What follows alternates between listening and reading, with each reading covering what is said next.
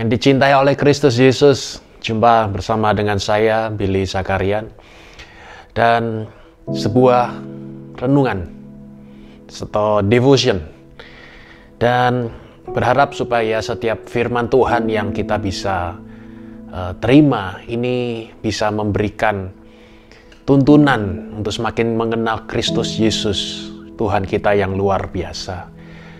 Pada saat ini kita akan membaca sebuah ayat firman yang terdapat di dalam kitab Mazmur pasal 96, dan kita akan melihat apa yang bisa kita dapatkan dari sana tentang apa yang sudah Tuhan kerjakan dalam kehidupan kita. Tapi sebelum itu mari kita berdoa. Makasih Tuhan, semakin kami mengenal Engkau, maka semakin tenang hidup kami. Dalam Kristus Yesus, jiwa kami tenang, tidak ada ketakutan. Kami percaya melalui anugerah Kristus, kami sudah diselamatkan dan sedang dipersiapkan untuk menerima yang terbaik. Di dalam nama Yesus Kristus, percaya sama-sama katakan, amin. Mazmur 96 berkata seperti ini. Nyanyikanlah bagi Yahweh nyanyian baru. Bernyanyilah bagi Yahweh, hai seluruh bumi. Bernyanyilah bagi Yahweh. Berkatilah namanya, beritakan keselamatannya dari hari ke hari. Ceritakanlah kemuliaannya di antara bangsa-bangsa asing, keajaiban-keajaibannya di antara seluruh bangsa. Sebab Yahweh maha besar dan sangat terpuji. Dia disegani atas segala ilah. Sebab semua ilah bangsa-bangsa adalah berhala yang sia-sia, tetapi Yahweh yang menciptakan langit. Kehormatan dan kemuliaan ada di hadiratnya. Kekuatan dan keagungan ada di tempatnya yang kudus. Persembahkanlah kepada Yahweh, hai suku-suku bangsa. Persembahkanlah kepada Yahweh kemuliaan dan kekuatan. Berikanlah kepada Yahweh kemuliaan oleh karena namanya. Bawalah persembahan sajian dan masuklah ke pelatarannya. Sujudlah menyembah kepada Yahweh dalam keindahan tempatnya yang kudus. Gentarlah di hadapan hadiratnya, hai seluruh bumi. Beritakan kepada bangsa-bangsa asing, Yahweh memerintah dan dunia akan ditegakkan sehingga tidak tergoyahkan. Dia menghakimi bangsa-bangsa dengan keadilan. Biarlah langit bersuka cita dan biarlah bumi bergembira. Biarlah laut berserta segala isinya bergemuruh. Biarlah padang dan semua yang ada di dalamnya bersukaria. Juga semua pohon di hutan pun bersorak-sorai di hadapan Yahweh, sebab dia datang untuk menghakimi bumi. Dia akan menghakimi dunia dengan keadilan dan bangsa-bangsa dengan kebenarannya. Melalui Mazmur 96 ini, di sini kita bisa melihat betapa dahsyatnya Tuhan kita, betapa luar biasanya Yahweh yang menjadi manusia, Yesus Kristus. Setelah lihat manusia diciptakan untuk apa? Cuma satu, memuji Sang Penciptanya. Ya, tidak ada cara yang lain. Karena pada saat manusia hidup, manusia tidak bisa untuk tidak menyembah. Karena mereka ingin mencari satu sosok pribadi. Dan mereka mencoba menyembah itu, dia pikir sosok pribadi itu yang menjadikan dan menciptakan dia. Tapi sayangnya, manusia mencoba mencari, tapi tidak menemukan selain Yesus Kristus, satu-satunya Tuhan dan Juru Selamat. Coba lihat manusia menyembah apa? Uang. Dia pikir uang itu yang menciptakan manusia, bukan? Manusia menyembah siapa? Ketenaran. Dia pikir ketenaran itu yang menjadikan dia dan menciptakan dia. Dan pada saat dia menyembah itu, atau pada saat zaman dulu, manusia mencoba membuat patung dan menyembahnya. Dia pikir patung itu bisa melindungi, menjagai dari wabah ini dan lain sebagainya. Coba lihat, manusia memiliki sebuah kecenderungan untuk menyembah satu sosok pribadi yang dipikir pribadi itu bisa menjagai. Nah, saya mau berkata, tidak ada yang lain selain Yesus Kristus. Nah, firman Tuhan di dalam Mazmur 96 di sini berkata bahwa Dialah yang menciptakan dunia ini, menciptakan langit ini. Ilah-ilah lain itu tidak ada kuasa kepadanya.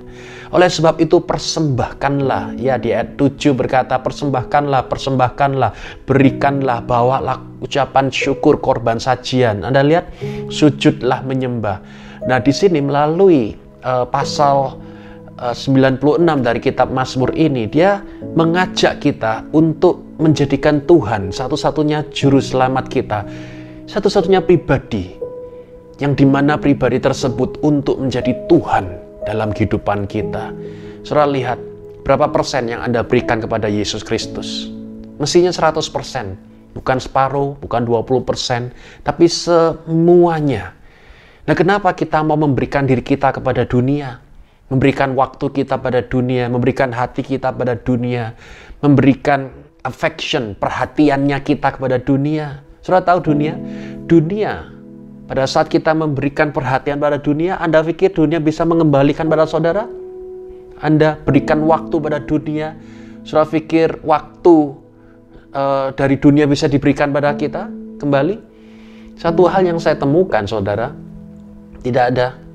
Karena pada saat Anda memberi waktu, memberi hati, memberi perhatian pada dunia, dunianya bisa mengembalikan kepada saudara sakit kepala, lelah, letih, lesu, bahkan jiwa yang kosong, jiwa yang hilang. Itulah yang kita lakukan kepada dunia, maka kita bisa mendapatkan apa? Nah, sekarang firman Tuhan berkata praise, worship. Di sini artinya untuk give, dan give. Jadi praise and worship itu adalah tentang give, saudara. Memberi, dan memberi.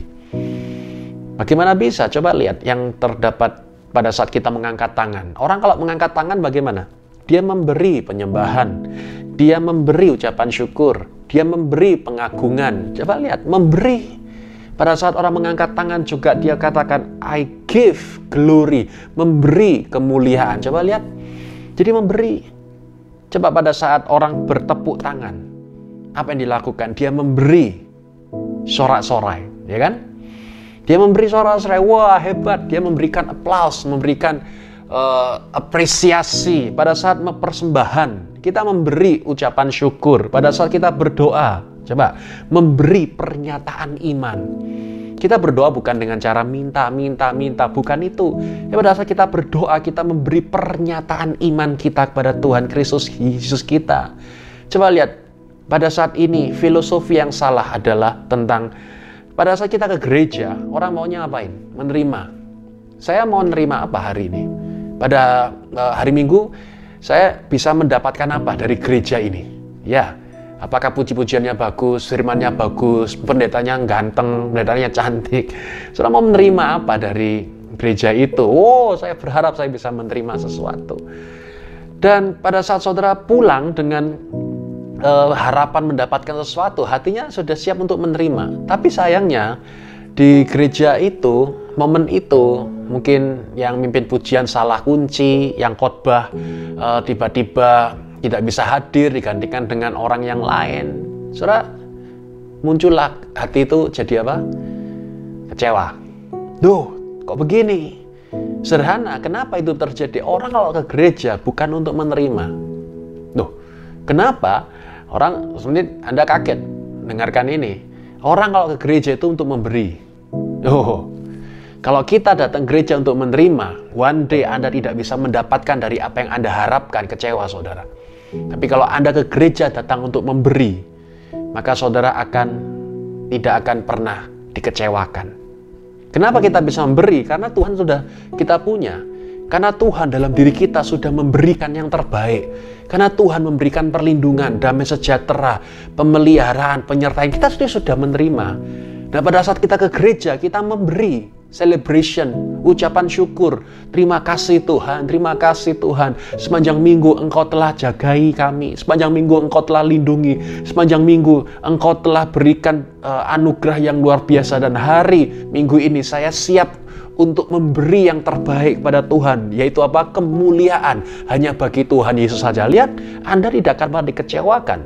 Karena pada saatnya ke gereja adalah untuk memberi.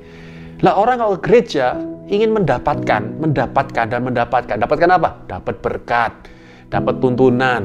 Kadang-kala kita datang kepada pendeta yang bisa nubuatan, minta tuntunan Tuhan. Sudah mendapatkan. Saya berkata itu kadang-kala hoax atau filosofi yang kurang tepat. Kenapa? Karena kalau saudara datang sudah korban waktu, korban tenaga, korban bensin, tapi Anda tidak bisa mendapatkan apa yang Anda harapkan, kecewa tadi pasti. Nah, terus gimana solusinya? Hari ini saya mau mengajak saudara semua untuk mengucap syukur pada Tuhan Yesus. Syukuri. Satu, kenali Tuhan kita. Dan hari ini Tuhan kita sudah ada di dalam diri saudara. Dan pada saat dia di dalam diri saudara, dia telah memberikan yang terbaik dalam kehidupan Anda. Dan pada saat Anda sudah menerima dari Tuhan, sekarang waktunya kita memberi kepada Tuhan kita kemuliaan. Dan orang kalau dekat sama saudara, Anda bisa memberikan kekuatan pada orang tersebut. Oh bisa, karena Anda sudah menerima kekuatan dari Tuhan. Pada saat ada pasangan kita sedang lemah, Anda bisa memberikan uluran tangan untuk mengangkat dia kembali. Bisa, karena Anda sudah mendapatkan uluran tangan dari Tuhan Yesus. Kapan Anda dapatkan? Bukan di gereja, tapi di dalam diri saudara. Di dalam iman Kristus. Hidup Anda alami semacam itu. Oleh sebab itu pada hari ini, ayat yang ke-10 dan selanjutnya berkata bahwa beritakanlah kepada bangsa-bangsa asing, beritakan kepada semua orang bahwa Yahweh yang memerintah, dunia akan ditegakkan sehingga tidak akan digoyahkan. Dia akan menghakimi bangsa-bangsa dengan keadilan. Anda lihat di sini Tuhan ingin poin ketiga adalah Tuhan ingin menunjukkan pada semua orang. Ada 3 area, langit, bumi, dan laut. Tuhan ingin menunjukkan kepada langit, Tuhan ingin menunjukkan pada bumi, dan Tuhan ingin menunjukkan kepada laut betapa dahsyatnya Tuhan Yesus Kristus kita. Oleh sebab itu pada hari ini dimanapun Anda berada, sadarilah Tuhan kita yang pegang kendali. Yang kedua, berikan ucapan syukur, berikan kemuliaan, berikan penyembahan, beri saudara. Kalau hari ini Anda tidak bisa memberi, berarti Anda belum mengalami Tuhan. Karena yang saya tahu, hingga hari ini juga Anda kalau sudah mengalami Tuhan, Anda tidak akan mungkin kosong. Anda tidak akan mungkin kekurangan. Anda tidak akan mungkin kesepian. Tidak akan mungkin saudara tidak punya apa-apa. Kalau Anda mengalami Tuhan, detik ini juga Anda bisa tersenyum dan berbahagia melihat bagaimana Tuhan Yesus mengasihi Anda dengan luar biasa. Ya, berikan ucapan syukur akan hal itu. Berikan ucapan terima kasih akan hal itu.